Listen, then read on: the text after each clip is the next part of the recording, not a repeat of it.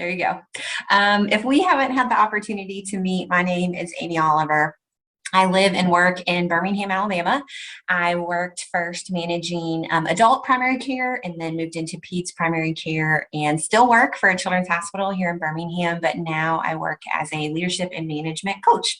And so I'm really excited for our first webinar with Med PM, and I'm super excited about this topic because I think right now we all know the challenges of hiring and recruiting and retaining. And so we all know how important it is to get the right people at the right time. And so I'm hopeful that this will be really helpful and practical as we kind of dive into interviewing. For me as a manager, this was a skill that I really had to learn about. I had never been taught how to interview people well and how to find out the information I needed to know about candidates. And so I think this is an area that a lot of us, when we started managing, just did not have a lot of experience in. We've obviously been on the other side of the table interviewing for jobs, but it really is a skill. And so I'm hopeful that this will be helpful and practical. We've got some resources for you that I'm going to share at the end. And just so you know, I tend to be a little informal. And so if you have questions, please put them in the chat or take yourself off mute. I would be more than happy to answer those as we go. I want these to be as helpful and encouraging and practical for you as they possibly can be. So if you have questions as we go, please do not hesitate to let me know so we can address them right then. I don't want you holding on to things and then us never having an opportunity to address them. So let's dive in. So with that, let me see if we can get, why is it that organizations or companies or businesses hire the wrong people? And you guys probably know this, but we get really pressured, right? We feel like we need to fill positions quickly, and that makes us feel like we have to make decisions fast and we have to move because there's patients to see and things to do, and I'm drowning and I don't have enough people, right? And so we didn't do enough research or find out about the candidate themselves as a person and the candidate's skills. We didn't spend time on the front end thinking about what is it that we really need and want for someone to succeed in this role, right? We might not be great interviewers, like I talked about a little bit earlier. And then sometimes in that speed, in that pressure to just fill the role and move on, we fail to check references or review previous employee records. And sometimes, I know I've said this myself, we think, oh my gosh, I just need a warm body. I can just get someone in the position, a butt in a seat, then things will move on. But if you've managed at all, you know that sometimes any warm body is not the right solution. It takes a specific and a special type of skill set to work in healthcare, to work with patients, to work in the roles that you have, whether that's patient-facing in your front desk or MAs or nurses, or on the back end and billing and scheduling. And, all of that takes a really specific mix of both skills and experience and personality for your own team and your own kind of culture. And so sometimes we feel like, oh my gosh, we just have to move and make things happen and find somebody. But if you can force yourself to slow down for just a second, that will have huge benefits. And one of the reasons for that is because candidates are smarter than ever, and they have more resources than ever. There are literally hundreds of thousands of sites that candidates can use to prepare for an interview. Top 10 things you should never say in an interview, 10 ways to make a great impression, smart answers to common interview questions, job interview guides. So it is getting harder and harder for us as managers, as hiring managers in the interview scenario to get a good feel for someone, because they can go online and Google the right thing to say and just memorize those 5 or 6 sentences and come in and blow you away. And then you hire them and they get in the position and you realize this person was not at all what I thought they were, or they're not at all prepared. And so how do we cut through all that? We rethink our interview process altogether. Okay. So the first thing I would encourage you is, before you ever post a job description, before you ever, share it on Facebook or go to LinkedIn, take some time to think about what is it that you really need. And this process doesn't have to be, weeks long. You can just take 24 or 48 hours to think about what is it that you really need in this position. Anytime there's a job change or a job turnover, that's a perfect time to evaluate the job description. Is the person that's filling this role really doing the things you need them to do in your office? Do you want to add or take away from that job description? But you're also not just hiring a position, you're hiring a result, you're hiring a person. So really spend some time What would an all-star in this position look like? What skills do they have? What experience do they have? What attributes they have? What do I need on my team in terms of culture that I'm not really getting? Who would be value add to my team? What, when I think about, if you've got 2 MAs and you're hiring a third, well, what are these 2 MAs lacking in that maybe you need? Maybe these 2 MAs are great people, but you need someone with some technical expertise with your EMR. You need them to come to the table and really know how to help build up some reports in your EMR or some templates in your EMR or whatever that is. I mean, think about your team as a whole and how you can hire someone to fill in the gaps of what you've already got. So that would be my first thing. Take 24, 48 hours to really sit down and sketch out what would my all-star dream candidate for this job look like. And then put those things out there, put it on the job description, put it in your job posting, say what it is that you're looking for really specifically, not in a way that pigeonholes you, but in a way that says, this is what we're expecting. And if you don't have phone experience, don't apply. Or if you don't have, 5 years of experience, don't apply. I mean, you've got to craft on the front end what you really want to get a pool of candidates that are going to be successful. Now, in this day and age, you might have to be flexible on that, make those things preferred instead of required, but still spend some time thinking about what it is that you actually want and need in the position that you're recruiting for.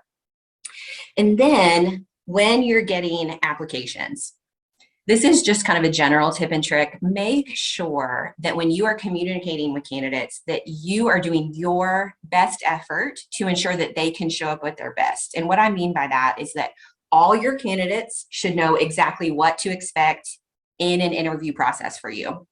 When's the interview? What are you going to do? Who are they going to talk to? Where is it going to be? How long should they expect? You should give all that info on the front end when you schedule the interview. And then again, when you start the interview, if you do a panel interview, which is what I recommend, always have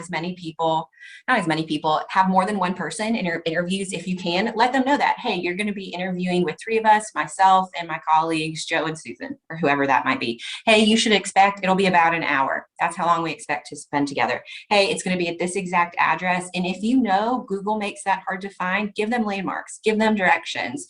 When you allow candidates to show up with less anxiety, you're going to get a better representation of who that candidate really is. So do some work on the front end, communicate with your candidates. And then I would always tell you, do more research on your candidate than the candidate is doing on your organization. Use all the tools that are available to you. Start obviously by studying the resume, the application, everything that you pull on that front end. I would highly and strongly recommend you do phone screenings and call references before an interview.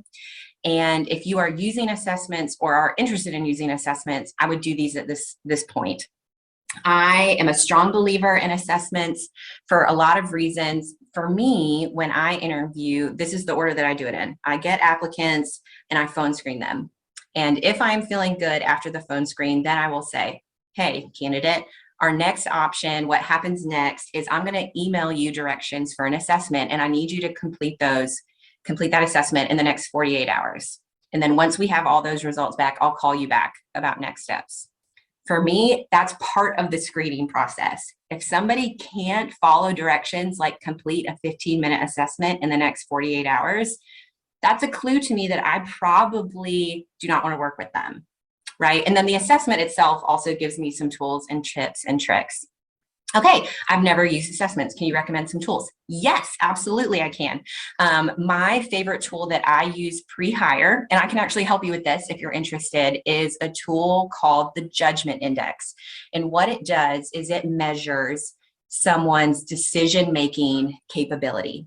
So it tells me, is this person a strong decision maker or a weak decision maker? For me, I like to know that information because I feel like any personality can succeed in any role. Personality, to me, I can deal with personality. But if you can't make good decisions, right, you're not going to succeed here.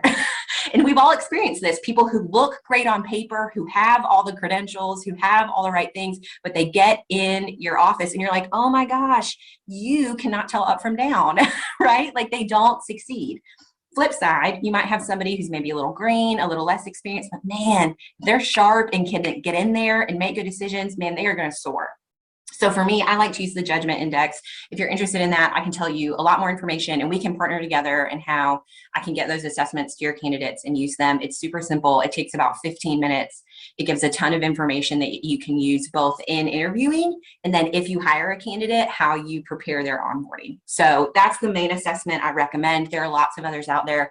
If you're interested in personality assessments, I don't find them very valuable, especially at this stage, but you can do things like the Myers-Briggs or the DISC assessment. Both of those are easy and kind of tend to be more personality. So there's lots of options out there. But all that to say, I use assessments both as kind of a pre-screening tool and to help me guide the interview process. So you're also going to look at social media. You're going to call their references. If they have a professional social media, like a LinkedIn, I would use all of that. Really read through their resume, read through their LinkedIn page. You want to get as much of a feel for the candidate as you can. Obviously, we know they're presenting their best self, so are you as the interviewer, but we want to know as much information about them going into the interview as we possibly can. And then we're going to think about interview questions for these specific candidates. Okay. And what I mean by that, well, we're going to talk about what I mean by that right now, really quickly. I'm sure you all know this, but we're going to do a quick game of legal, illegal, just because I feel like it's always a good refresher to remember what you can and cannot talk about when you are in interviews. So you guys are going to know the answers to these. I'm sure y'all are sharp managers who are, doing all the hard work and all the amazing things. But just as a reminder, are you a U.S. citizen? That question's illegal. What you can ask is, are you authorized to work in the US? Right? Have you ever suffered a workplace injury? That's illegal. You cannot ask that question.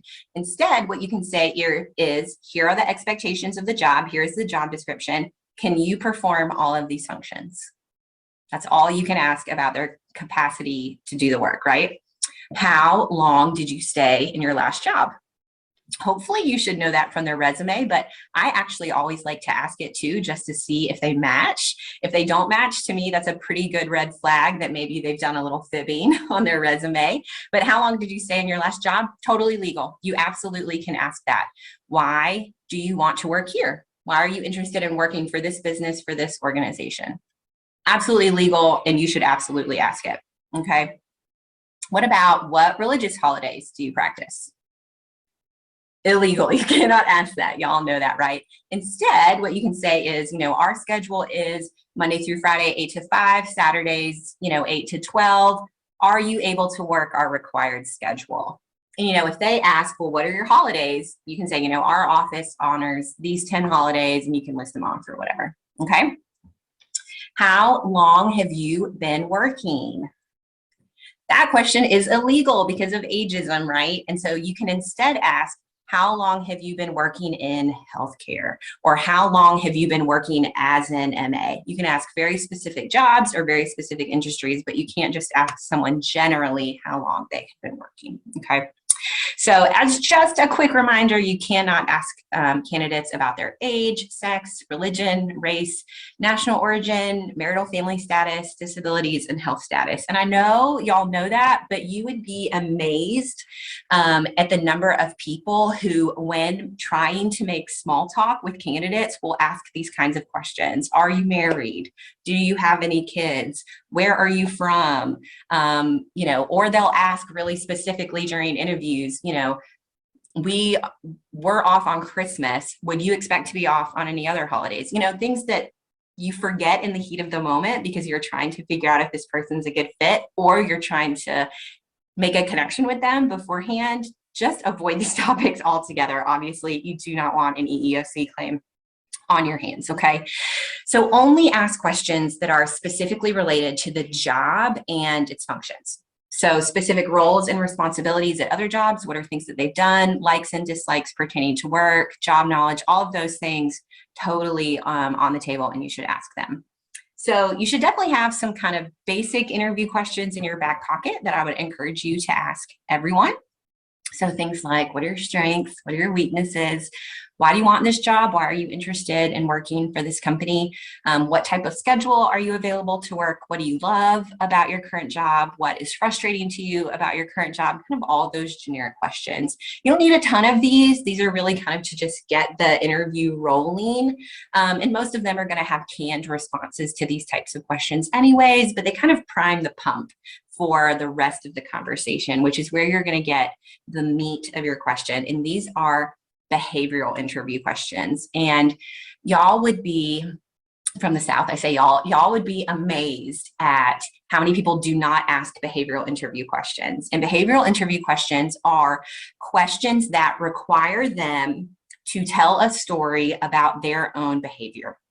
So they are questions like, give me an example of a time you had to work on a team, or tell me about a time when you had to interact with a really upset patient, or describe a situation where you had a lot of things to do and not enough time to get it done in, or lay out the steps for me that you took to accomplish a task that felt really overwhelming, right? And in that moment, you ask that question that requires them to tell a story, and you sit back and let them tell that story, okay? And then, so that's going to mean that the interview is a conversation, not an interrogation. So you're letting them talk, you're going back and forth and sharing. And so again, you can't have a great conversation with someone you don't know. It can't be a monologue delivered by you, the interviewer. It can be very tempting in awkward interview situations where maybe someone is quiet or not willing to share for you to take over. Don't do that. The interview is really the opportunity for the candidate to shine. And if they don't take it, that's on them. But you really need to sit back. And when you're going to go off script, that and then that I talked about a minute ago with those behavioral questions, is you're going to ask follow-up questions. And the best questions are going to be things specific to their response. So you say, tell me about a time that you had to interact with a patient who was really frustrated or who was really angry. And so let's say the candidate says, oh, this one time, da, da, da, da, da. Well, she's telling that story. And you realize while she's telling that story, she doesn't tell you what she did. She's just describing why this person is really upset, which may be important information to you. So you're going to follow up and say, well, thanks so much for sharing that. Can you tell me what you did to resolve that situation? What is it you said to calm the patient down? What did you do when she became more irrational, or when she began to yell, when the patient began to spiral out of control? You're going to get all of the details from that question that they're not wanting to share, or that they're just forgetting to share because they're nervous and they're in an interview. So each behavioral interview question needs to come with a follow-up question. So you're trying to kind of pull out from the candidate as much information as you can possibly get. Okay, so you're going to probe. You're just trying to dig deeper and deeper and deeper into those candidates. Great phrases for probing are things like, tell me more about what you did. Tell me more about what you said. Tell me more about why it was challenging to work with that specific coworker, or tell me more about this part of your job that you don't enjoy right now, or give me more specifics on what was the outcome of, what exactly did you say when this happened? How did you feel about, what made you decide to do it that way? Maybe they do tell you exactly how they responded to that upset patient. Well, why did they make the decision to respond it to that way? Was there anyone else involved? You can just have these even written out on a note card and just pick one for each time they share a story, just to dive a little bit deeper. Okay. After that, you've had your behavioral interview conversation, you're talking, you're chatting, you're sharing conversations. You always want to describe the next steps in detail for them. So you shouldn't make a candidate ask for next steps. You can explain the rest of the process. You know, hey, thank you so much for coming in. It's been a real pleasure to meet you. You know, we have 3 other candidates we're going to interview. We expect to have a decision by next week. If we don't have a decision by next week, I'll be sure to email you an update where we are in the process. You want to provide closure to every candidate and then follow up as needed. So this keeps the candidate out of limbo. I'm sure we've all had experiences where we've interviewed for jobs and then just never heard anything. And, you know, a couple weeks later, you're like, well, did I get it? Did I not get it? What's happening? And that will keep them from reaching out and kind of adding emails to your list that you don't, have time or energy to do, but also just make sure that everyone knows what's going on. So here is the interview structure that I recommend. So this is just a recap of basically everything we've talked about so far. You want to make sure you set up your environment. And what I mean by that is when you are interviewing, it needs to get your full attention. So have a space where you and the interviewer feel comfortable. You need to minimize distractions. I can't tell you how many times I have been in an interview where I'm sitting across the table from someone and we're in their office and the sound of their email ding is going off every 10 to 15 seconds. That's super distracting for me, and it's super distracting for the person who is interviewing. And so put your phone on silent, turn off your email notifications, put a note on your door in an interview, only interrupt and, the event of a fire. I used to say that on my door as a joke, but, let people know, hey, I'm not going to be available for this 1 hour while I'm interviewing candidates or whatever the time might be. Try to maximize the environment that you have as much as you can for you to really focus on the interview and to allow your candidate to be free of distraction to participate in the interview as well. You're going to bring them in, introduce them, introduce yourself, anyone that you're interviewing with. Then you're going to ask your prepared questions. Start off with those kind of slow pitch softball questions, those generic ones, strengths, weaknesses, what you like, what you don't like, so-and-so. And then you're going to dive into those behavioral interview questions specifically. And then you're going to let the candidate ask if they have any questions. You always want to know what they're interested in. And sometimes the questions that they ask can be very revealing of what type of candidate they are. I'm sure you've all had experiences like this where, you sit down with someone and things are going great. And then, you say, oh, do you have any questions for me? And they say things like, yeah, how soon can I take vacation? Or, if I take a full-time job, how quickly can I go down to a part-time job? Those things can be very revealing. So always ask if candidates have questions and then describe those next steps.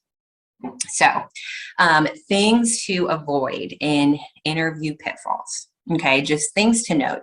If you are talking too much, you're not learning anything about the candidate. So I encourage folks to use the 80-20 rule. You should be talking about 20% of the time, and the candidate should be talking the remaining 80% of the time. Like we said, it is a conversation. There is some back and forth, but really your job is to learn about them. And so if you're taking over, if you're letting them talk too much, then we've kind of missed the mark and we don't really know who we're getting. This is something that took me a really long time to learn. And even now I have to really catch myself. Try really hard not to give evaluative feedback, both verbal and nonverbal. And so what I mean by that is people who are across the table from you will pick up on things that you like, and then we'll make sure to circle back and say them again. So if someone gives an answer and you go, oh my gosh, that's so great. Yes, thank you. That was incredible. Yes. You don't do that because that lets them know, okay, what I just said really hit home for them. So I'm going to make sure to say those things again, or to bring them back up, or to circle back to that. Both verbal and nonverbal. If you've got some candidates that you are really feeling like, oh my gosh, this person is great, I'm so excited, and you are leaning in and smiling and nodding, it's the same thing. It's giving them those cues that what they've said is what you want to hear. So this can be really challenging, especially for those of you that are kind of naturally big responders or naturally tend to be really encouraging. You really need to kind of force yourself to sit back and kindly, respectfully pay attention, look them in the eye. You can nod every once in a while, say thank you, but you really want to be careful that you're not letting them know what the right answers to your questions are as you ask them, if that makes any sense. Another big interview pitfall is don't be unprepared. Make sure that you do these steps, that you think about your job description, study the candidate, pick your behavioral interview questions, make sure you're coming to the table with everything you need to maximize this time together. Not probing, like we talked about, just because they share a story, don't assume those are all the details. Make sure you've got some follow-up questions written down or in your back pocket that you can pull out and ask. And then lastly, not taking notes, especially if you are interviewing several candidates and if your interview timeline is a couple of weeks or even days. It is amazing how much you guys have to do and how much you can forget about a candidate or an interview. And so I would always encourage you to take notes. And in fact, tell the candidate that up front. Every time I do an interview, I say, this is really important and it's super important to us that we get the right person. So as you're answering questions, I'm going to be taking notes. I'm doing that because I really want to remember everything that you say, even after you leave. And so that way you can just remember and compare. One thing that I also always do is I always recommend you interview in groups and that everyone in the group take notes, because just human nature, you will each kind of hear and catch on to different things. And then you can compare all of those notes when it's time to make a decision or when it's time to figure out which candidate to move forward with. They don't have to be like lengthy or crazy. Certainly just, document with your questions and, a couple of spaces for notes and, phrases that stand out to you or your impressions of their answers, but just write those down as you go so that you've got something to go back on more than just your gut feeling when you interview. What about interviewing separately? Do you mean if you interview, like if you have 2 or 3 people that interview them and you interview? Yes. Okay, perfect. So the same thing, you can absolutely do that. I think there are pros and cons to both. I like to do them together because I like for all of us to hear the same answers. But you can interview separately. And I think there's pros to that too. I'm still encourage them to take notes, because you might not get the same answers to everything. And not everybody might not be equally strong as an interviewer. So I think that's a totally fine approach. I would tell the candidate that that's how you're going to do it up front, and then still take notes so that you can compare your thoughts and questions. But I think that's totally fine. Just as kind of a random aside, I would always encourage you to do groups of odd numbers, so that if 2 people are in agreement, you're always going to have majority, I guess is what I'm saying. So if you have 3, if you can at least get 2 people that are on the same page, that's generally a good idea. I know that's not always possible based on the size of your offices and the workflow and how much time people can give up to be away from their specific roles, but 3 or an odd number, I think it would be what I recommend. Here are just some random tips and tricks, and then I have some resources that I'm really excited to share with you. This might not be possible for all of you, but if you can, do blind screenings on your applications. So what I mean by that is have somebody else, even if it's just an office assistant or an MA, print the applications that you receive and have them block out or black out all the identifying information about that person. So their name, their address, the year they graduated from college, all of those things, so that when you are first looking at candidates' applications and resumes, all of that bias information that's available on a resume, you can't see. Obviously, at some point in the process, you're going to talk to them on the phone, or you're going to meet them for an interview in person or on Zoom, and there's going to be an opportunity for those biases to creep in. But as much as you can protect yourself on the front end from those things, the better. And I recognize I'm a little bit privileged in how I have support for this, but I have a recruiter that I work with when we hire, and what I tell that recruiter is, I trust you to bring me a diverse candidate pool. So I want you to bring me 5 resumes that you feel like are a good fit for this role. And I want you to black out all the identifying data. And that's from that 5, I'll choose 3 to phone screen. So at that point, the 3 that I've chosen don't have anything to do with, I don't know their names, I don't know their ages, I don't know where they live, I don't know how old they are.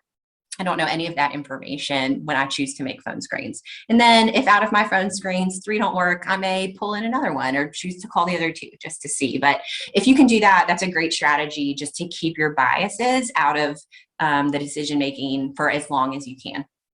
Like I said, interview with others in a group setting. Just to reiterate, I prefer that we all hear the same answers. I think that's really valuable. And also, my team, we don't all have great interview strengths. And so when we come together, we can each use our individual strengths in the interview process to make sure that we're getting the most information out of the candidate. But if you want to do them separately, I think that's totally fine too. The 80-20 rule, if you find yourself talking too much, slow down, step back, make sure that you're letting them talk, letting them share. Like I said before, minimize those distractions, pick a room that is quiet, turn off your cell phone, turn off your email notifications, do all those things. And then lastly, This is something I really like to do. I know it's not for everyone, but I actually score my candidates. So as soon as I walk a candidate out, I thank them for their time. I walk them to the door, I come back, and I immediately, on each of the questions that I have taken notes on, I give them a score on that answer out of 5. And then I add up all of my individual scores and give them a total score. That can be really helpful when you are looking back and trying to remember candidates. And so, oh, wow, these 2 candidates were really similar, and I can't quite remember who said what. Well, this score I gave a 28 out of 30, and this score I gave her a 22 out of 30. Wow, that's a big difference in scores and how they answered individual questions. And I actually have everyone that I interview with do that same process. So while I'm walking a candidate to the door, they're already scoring their notes and what they think each person answered on those questions. And that can just be a little, quantitative data to look at when you're comparing candidates. So I have some tools and I want to share them with you. So I'm going to pull these up. I'm really excited about them.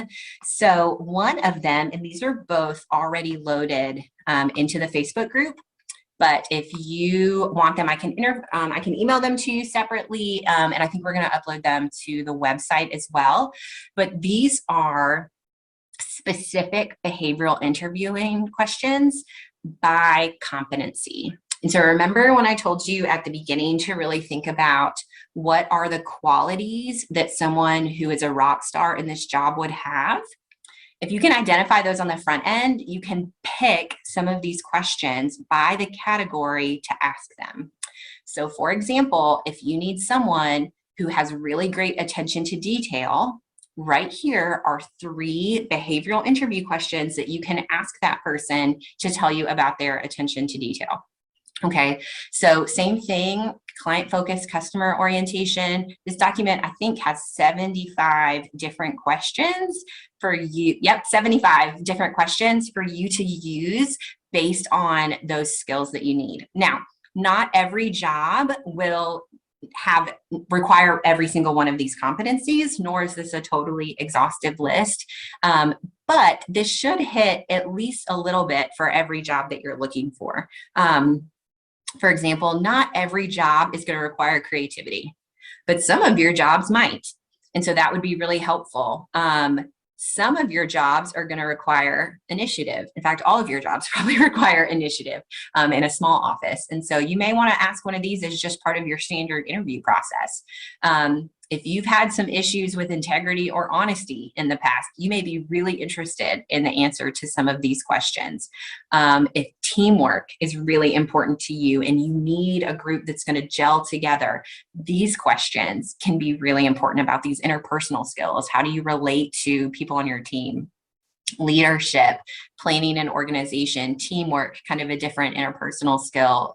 Look at that, resiliency, tenacity. So I would encourage you to look at this and pick questions to ask in every single interview based on both that description that you thought of at the beginning and specific things that you have questions about for this specific candidate. So, if you talk to a reference and they say, oh, she was great, but she really could not handle stress very well. Well, it's possible that candidate's grown in that area during that time. So you may want to ask a question about ability to handle stress, and you may learn she hasn't grown at all. That's still not something she's good at. But you can craft these both based on the job and based on the person. Okay, and then this last resource I want to share with you one more time is, oh man, let's see. Hold on one second. I'm so sorry, y'all. I thought I had it up. I do. Here we go. And I don't know why it didn't show. Stop share. Here we go. That's why I shared screen. And here is your interviewing toolkit. So if you need some reminders or references, or maybe you want to help train some other folks in your office to get better at their interviewing skills, to improve on that, or you want to share this information with folks that you're going to invite to be part of your interview panel, or maybe you want to share this with your physicians who tend to take over interviews. If you have some of those in your office, here is an interview toolkit that you can use and share and even train out of if you want. It's kind of a compilation of everything we've talked about, but you can share this with someone and have them read through it and they'll get the gist. So, again, you're not hiring a position, you're hiring a result. Here are some questions to think about when you're crafting that job posting, the job description, so that you can get the right candidates. Make sure you're telling your candidates exactly what to expect, do your homework on the candidates, and then develop your questions. So here's those basic interview questions again. Here are some examples of standard questions and behavioral questions. And then this 80-20 rule. So really this just kind of walks through what we've done and helps give you some follow-up questions. So that if you want to share this information or train some folks, you have something to do. So that, and again, some illegal legal interview questions, because you would be amazed at sometimes what people don't realize they can and cannot ask. So I wanted to save a couple of minutes for questions. So I know some of you have asked as we've gone along, and that's great. Do any of the rest of you have any questions or anything about interviewing, or maybe even your own tips or tricks that you've found have really worked for you? Hey, Amy, I have a question. Yeah. So like I've been interviewing a lot of people lately, Mm-hmm. and so I'm just like, the first question is like, tell me about yourself. Sure. And then, and then a couple of questions, and like, I would like to like tell them what the job is about. So is Mm-hmm. it necessary or? So yes, you should know what the job is about. Typically what I do or what I recommend is I say, thanks so much for coming in. Just as a reminder, we're interviewing for a medical assistant position today. Here is how medical assistants work in our office. They are responsible for A, B, C, D. They also fill in for X, Y, Z. Before we even move forward, does that sound like something you're interested in? Okay, so that's like the first thing I should do versus ask them like, hey, tell me about yourself, and start like, talking about this, instead of like questioning them, tell them about like, give them like a little, like a look on a job, like what it's about. I think you can do it whatever way feels natural for you. I don't think there's necessarily a right or a wrong. I like to just set it up at the beginning so it's very clear what the job is. Generally, I avoid the question, tell me about yourself, because I don't think it's a bad question. However, that invites them to, for a lot of people, that invites them to share a lot of information that I don't need to know. So a lot of them will say, well, I grew up in so-and-so, and I went to college here, and I'm married and have 2 kids. And that's not information that you need to know or is relevant to their ability to do the job. So it's not a bad question because it's a very comfortable question and it gets people talking. But I have found in my experience, it invites information that A, can lead to bias, and B, isn't relevant. And if they start to share those things, typically I will say, thanks so much for sharing that. I really want to focus on what you bring to the table for this job. So can you talk to me about your job experience or your work history or why you're interested in this job instead? That way we get information about how they can fit into my organization rather than just like who they are kind of randomly from their Facebook profile. Does that make sense? Well, so like my boss, so she's like a CEO of the company, but she's not an MD. She just runs it, and I work under her. Okay. And she asked me to get a little personal with them, and I'm like, that's not really relevant. Like, I want to know this person, if this person's a good fit. But then she's like, no, you have to like get to know them too, like how their personality is and all that. So sure. So I certainly think personality, like I said, I think any personality can succeed in any role. And so, I think there are behavioral traits that are going to matter in certain roles, right? So for example, if I'm hiring for a scheduler, someone who's primarily interacting with our patients on the phone, I need to know if they have a friendly phone voice, so, Right. but I can hear their friendly phone voice, whether I'm asking them about them personally or about their work history. So I would just encourage you to share with your CEO, I'm doing the best I can to protect us from decisions made by bias. And the more information we know about someone personally, the more open we are to that risk.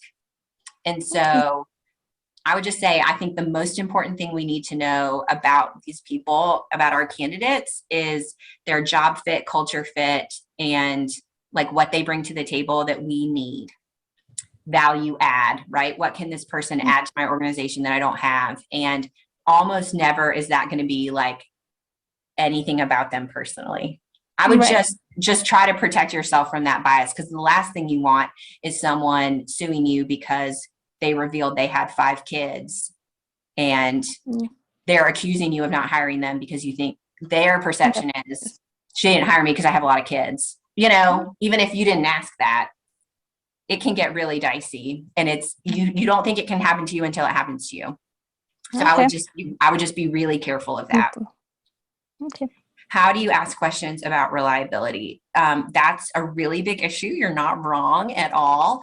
I think define reliability. What does that mean? And then ask those specific questions to references. And if you can ask behavioral questions about things like, how have you responded when people have had to call out a lot at your office? How have team members responded to you when you have had to call out in the past? I would ask questions about time and attendance of their references. Are they eligible for rehire? That's a key question I would ask every reference.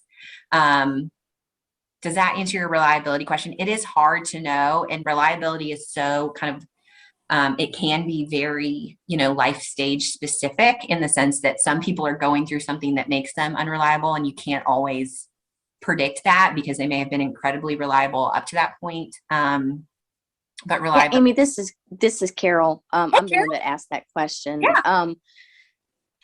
I guess it's just such a big issue these days. Reliability is not what it used to be. Sure. And I do all of those things that you just said, and those are you made some good points there. But I'd also have a question about you mentioned checking references, and I have to confess here that over the past few years, I've pretty much stopped relying on checking references because you just don't get any information. I've found them to be useless. Sure. So 2 questions. In your application process, do you ask for permission to contact previous employers? Yes. And you're contacting those folks as references? Yes. Okay. Do you ask the question, are they eligible for rehire?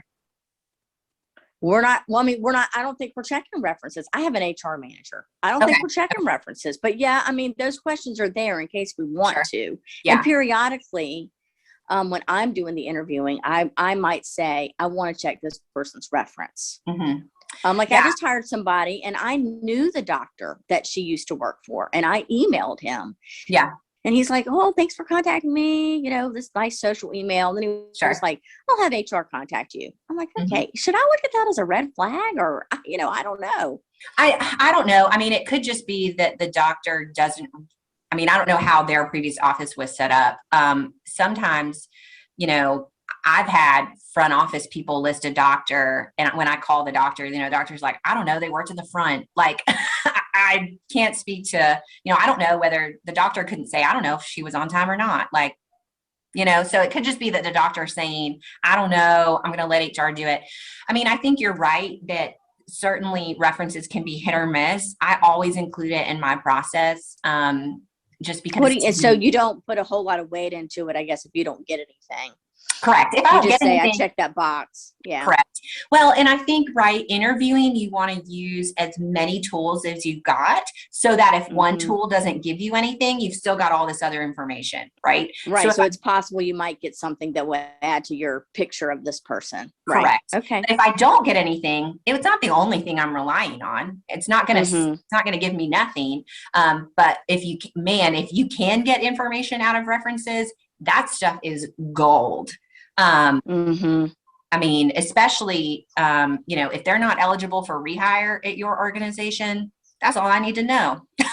So regarding that, with everybody being suit happy like we all are, when somebody calls you for a reference, what do you say? Do you give anything other than eligible for rehire or not? If they're not eligible for rehire, that's all I say. Okay. They are not eligible for rehire. If this is someone that I love, that is stellar, that left under great circumstances, you'll give them a good reference. I will give them a glowing reference. If it's negative, all I'm going to say is they're not eligible for rehire. We really should do that for each other because, we are each other's resources. Yes. Absolutely. We should. Well, and I mean, I don't know where all y'all live and work, but, I have enough, friends in my community that I don't want your terrible people and you don't want my terrible people, right? Like there's no reason for us to pass. Yes, I did check one just recently from a fellow administrator, and he said, well, I'm just going to tell you she's not eligible for rehire. You can call me. I said, no, that's okay. That's all I need to know. That's all I need to know. So I guess I do check references sometimes because I just gave you 2 examples. Yeah, exactly. Yeah. And like I said, it's a tool that you can use. And if you get great information, fabulous, use it. If you don't get great information, it's not the only tool you're using. So it's going to be okay. What Thanks. You're welcome. Of course. What other questions or comments or tips maybe do you guys have?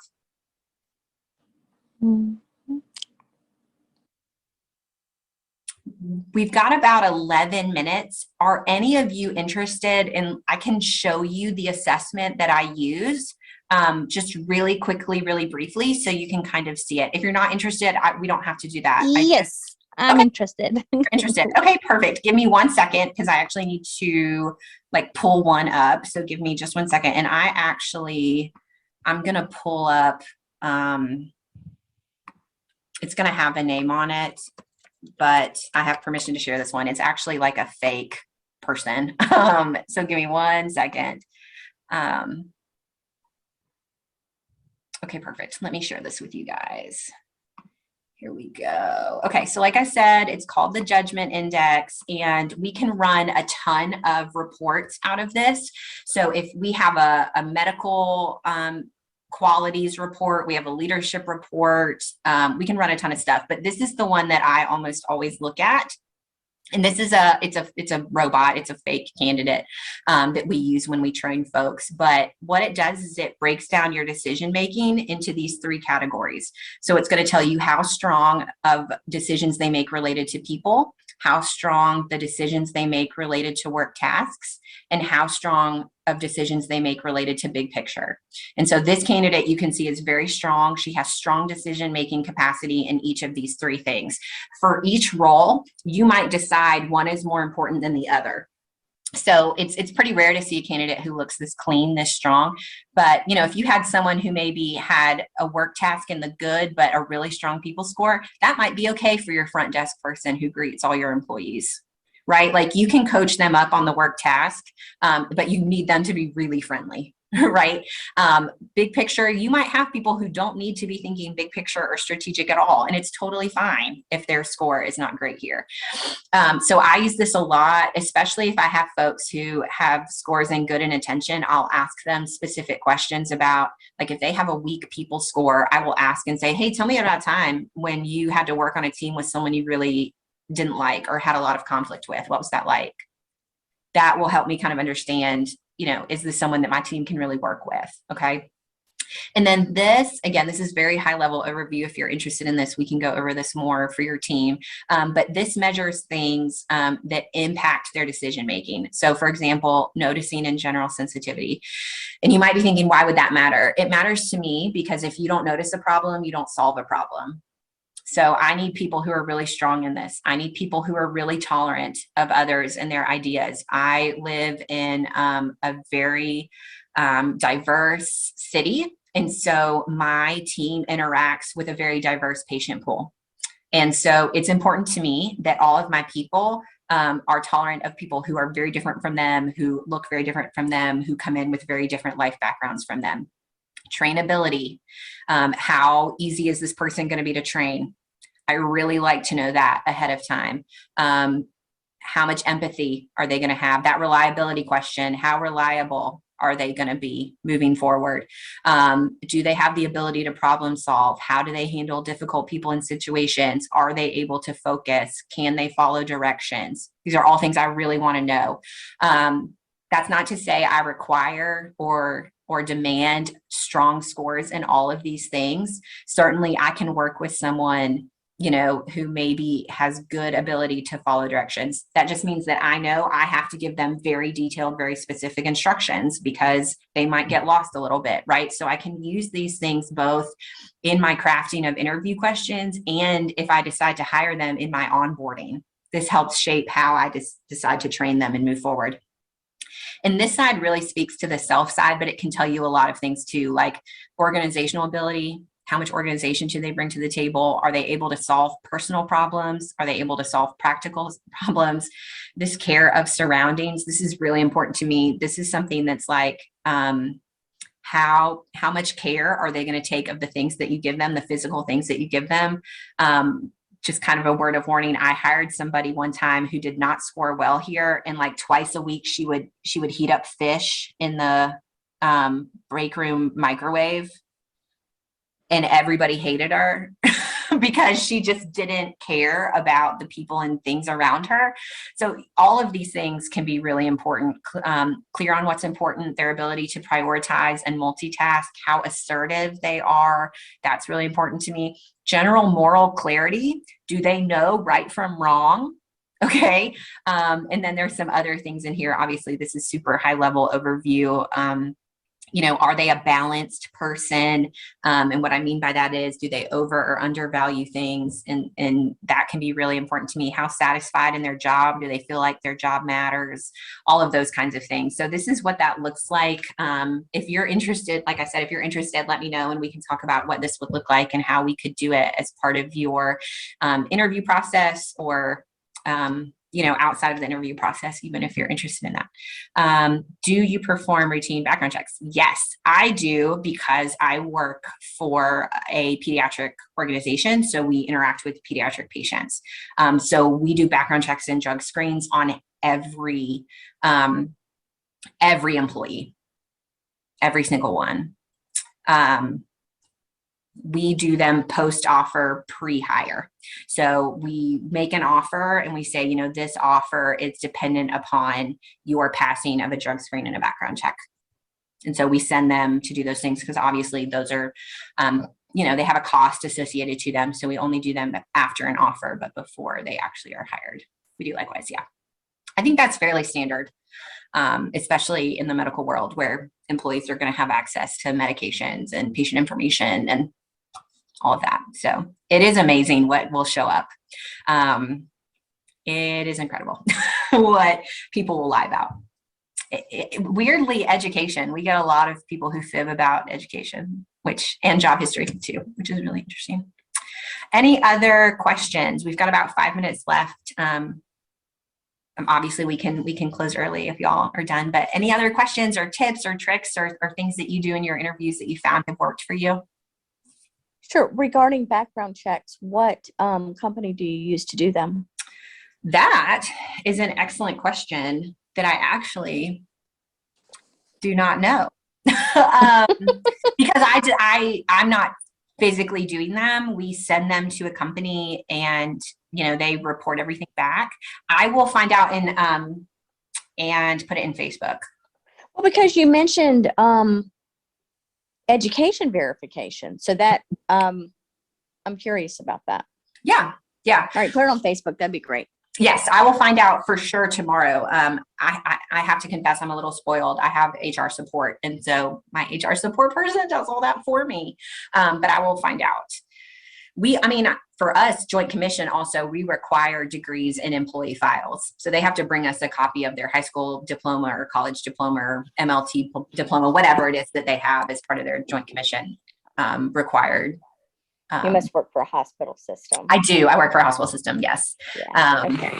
But so that's another thing we verify through that process as well. But I know they're verifying on the front end, so I will find that out. What does judgment index cost per employee? So that's a great question. So I am a licensed judgment index consultant, and so what you do is you work with me, and the number, so you prepay for a certain number of reports and interpretations, which is what I provide. And the more you prepay, the cheaper they are per person.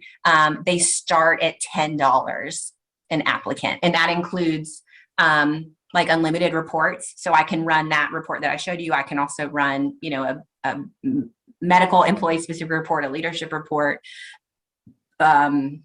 I mean, all sorts of stuff. That's unlimited reports on a single candidate with interpretation for me. The more you order, the less they are per person. So they start at $10 a person. Any other questions? Thank you. It's been very good. Appreciate it. I'm so glad. I'm so glad. Well, I and Eric, who's on the call, are on Facebook. Obviously, we're part of the group. We're also in the app, so you can find us that way. We want to support you guys and help you. We know how hard the work is. So if you have questions or things that we can help you with, please don't hesitate to reach out.